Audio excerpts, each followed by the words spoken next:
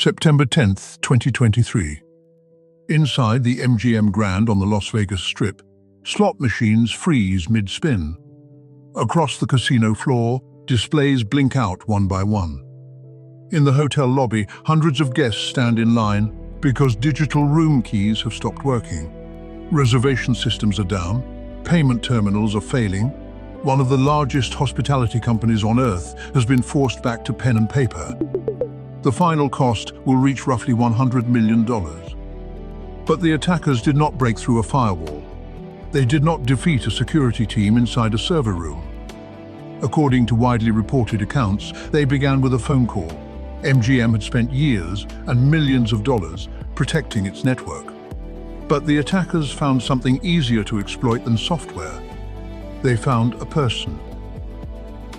This is Business Under Attack, the channel where we examine the cyber attacks, scams, and small security failures that create enormous corporate disasters. Today, how one phone call disrupted some of the most recognizable hotels and casinos in America, and why the most important vulnerability in this story was not a computer. It was trust.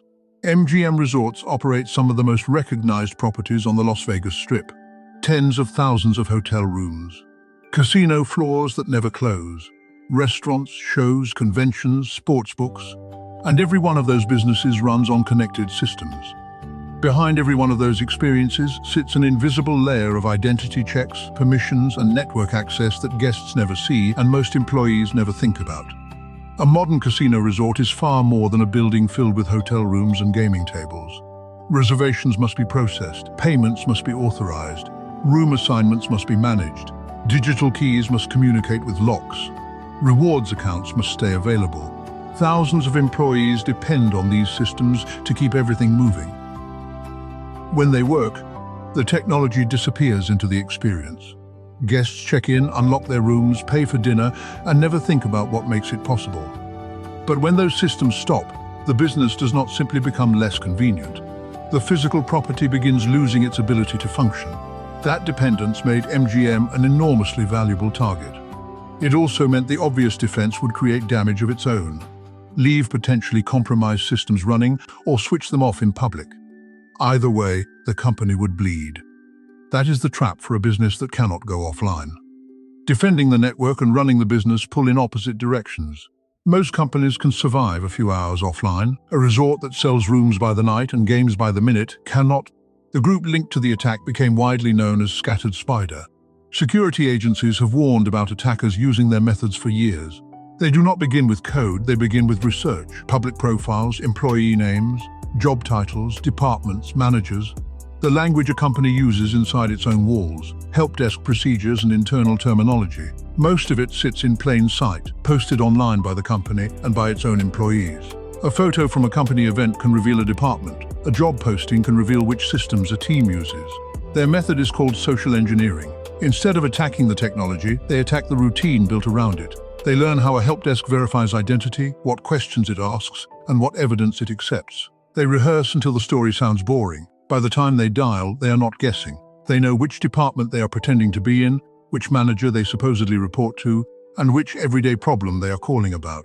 Then they call, sounding exactly like the person that process was designed to help. The call itself was not dramatic. According to widely reported accounts, the attackers phoned the company help desk and impersonated an employee. They knew a name, they knew a role, they gave a believable routine reason for needing access restored. A reset was processed. Nothing about that moment felt unusual. Support desks handle requests like this every day, and that is exactly the point. The most dangerous action in this entire story felt, in the moment, like one of the most ordinary. One reset became one account. One account became broader permissions.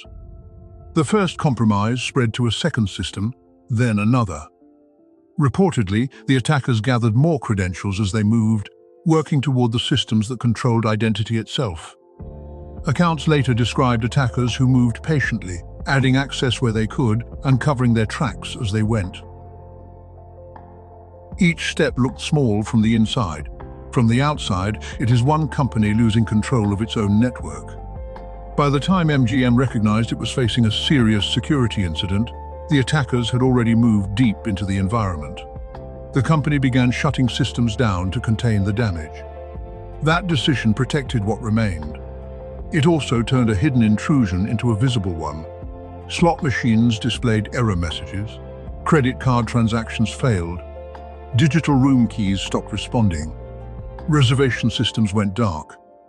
The company website and mobile app went offline. Employees were still at their stations, but the systems they depended on were no longer reliable. And reportedly, a ransom demand followed. Tens of millions of dollars in cryptocurrency.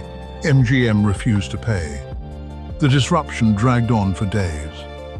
Behind the scenes, the company was rebuilding its systems while trying to keep its doors open in public. In less than a day, one routine phone call had become a company-wide emergency. But the systems guests could see were only part of the problem. How much control did the attackers actually have? And what had they already taken with them? At the front desks, the lines stopped moving. Guests reported waiting hours to check in, while employees wrote down by hand what the system used to confirm in seconds. On the casino floor, rows of machines sat dark. Digital keys failed so often that staff walked guests to their rooms to let them in. Restaurants took cash only. ATMs went down. Show bookings and event reservations fell into limbo. Some guests documented the chaos on social media in real time. Lines snaked through lobbies. And frustration slowly turned into refunds, discounts, and apologies the company would be issuing for weeks. For days, one of the most technologically dependent businesses in Las Vegas ran on improvisation, on paper, and on the patience of employees who had no playbook for this. And every hour of it was visible. Every hour had a price. MGM later estimated that the incident reduced its third-quarter results by approximately $100 million. $100 million. That figure is not a ransom payment. It is interrupted operations, lost revenue, recovery work, customer disruption, and the wider cost of restoring trust in systems that thousands of people depend on every day.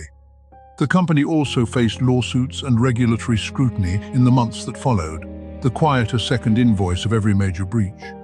The attack also reached something money cannot simply repair.